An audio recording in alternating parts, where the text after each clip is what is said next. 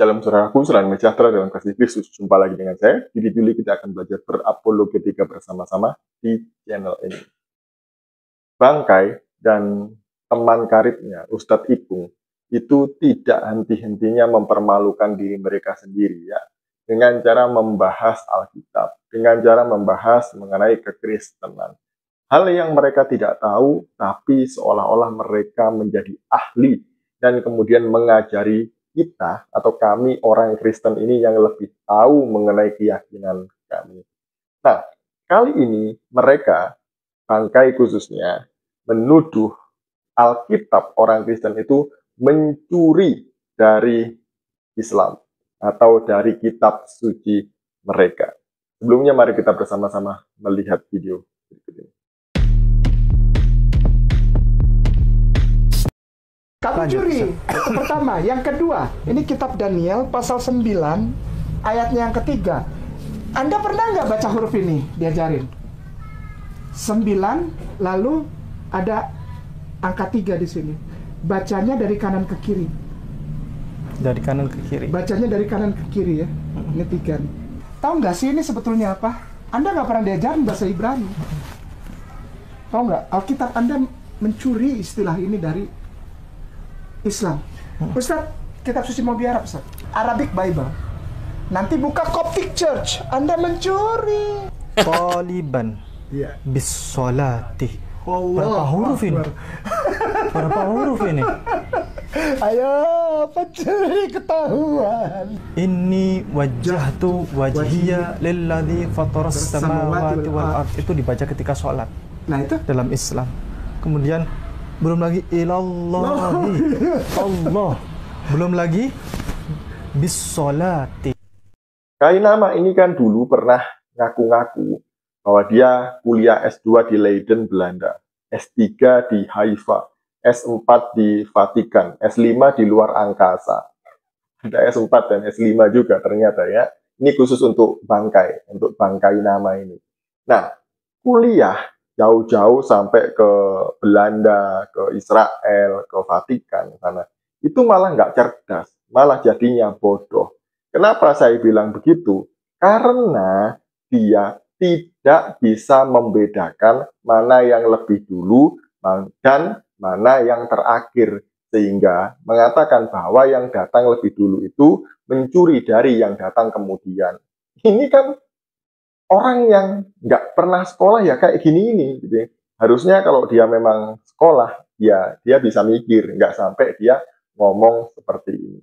Nah, apa sih yang disampaikan oleh Daniel pasal 9 ayat 3 sehingga ini dikatakan mencuri dari mereka? Mari kita melihatnya. Tadi dia mengutip kitab suci Mobi, katanya ya. Daniel pasal 9 ayat yang ketiga. Di sini ada bahasa Arab, bahasa Indonesia, dan bahasa Ibrani.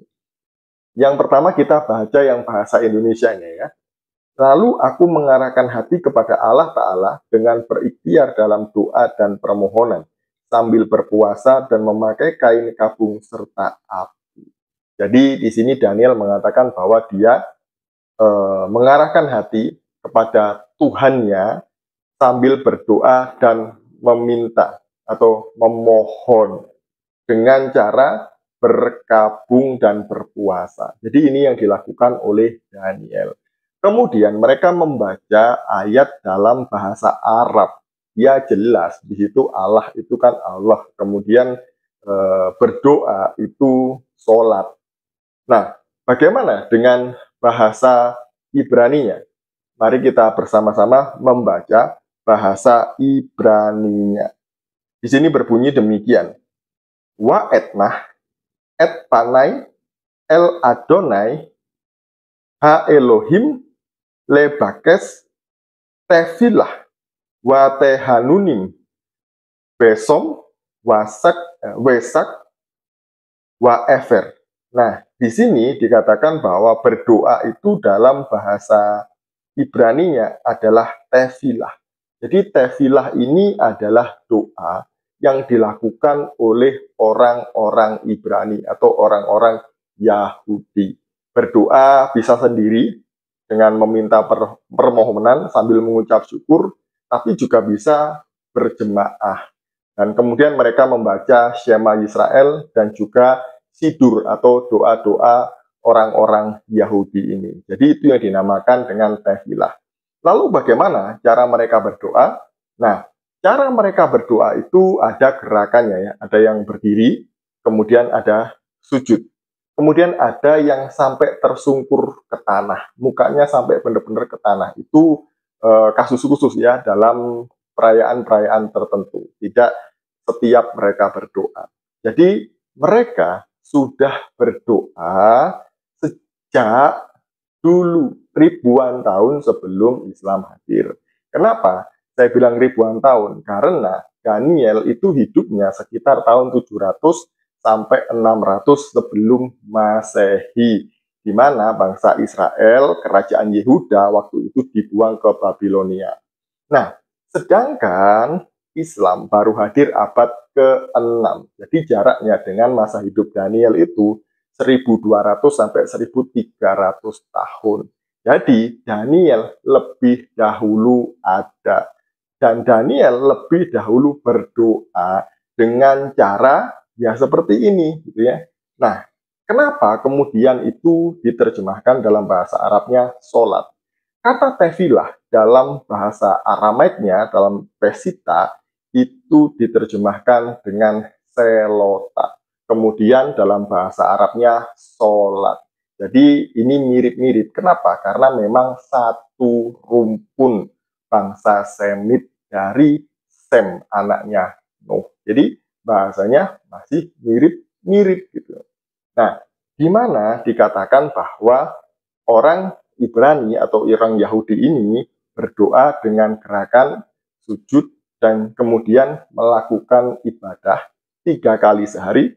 Mari kita bersama-sama melihat di dalam Daniel pasal yang ke-6 ayat yang ke-11. Demi didengar Daniel bahwa surat perintah itu telah dibuat, pergilah ia ke rumahnya. Dalam kamar atasnya ada tingkap-tingkap yang terbuka ke arah Yerusalem. 3 kali sehari ia berlutut berdoa, serta memuji Allahnya, seperti yang biasa dilakukannya. Yang pertama, menurut Daniel pasal 6 ayat 11 ini adalah Daniel berdoa itu mempunyai arah kiblat, yaitu ke Yerusalem. Karena di sanalah Allah hadir di tengah-tengah umatnya di dalam bait sucinya. Jadi mereka berdoa menghadap Yerusalem. Dimanapun mereka berada atau berdiaspora, mereka selalu berdoa menghadap Yerusalem. Yang kedua, dia berdoa 3 kali sehari ia berlutut. Jadi dalam doanya, Daniel dan semua orang Yahudi itu 3 kali sehari. Yang pertama itu doa pagi setelah matahari terbit. Yang kedua itu adalah doa sore sebelum matahari terbenam. Dan yang ketiga doa malam setelah matahari terbenam. Itu adalah doa orang Israel. 3 kali sehari, dia memiliki arah kiblat dan ada gerakannya, ya, berdiri kemudian sujud. Ada yang sampai yang delosor gitu ya, mukanya dan tubuhnya itu sampai benar-benar rata dengan tanah seperti itu. Dan itu sudah dilakukan 1200 tahun lebih dulu oleh Daniel dan semua orang Israel. Jadi bagaimana mungkin Kainama mengatakan Daniel yang hidup 1300 sebelum Islam itu mencuri dari yang datangnya kemudian belakangan ini. Ini gimana cara mikirnya? Apakah dia bisa mikir atau tidak ya kira-kira? Itu hal yang mustahil. Nggak mungkin yang lebih dulu itu mencuri dari yang kemudian. Cara pikirnya itu loh, kebalik ya. Nggak begitu. Jadi kalau sekolah itu hadir, jangan bolos. Sekian dari saya. Shalom. Salam waras. Tuhan Yesus memberkati.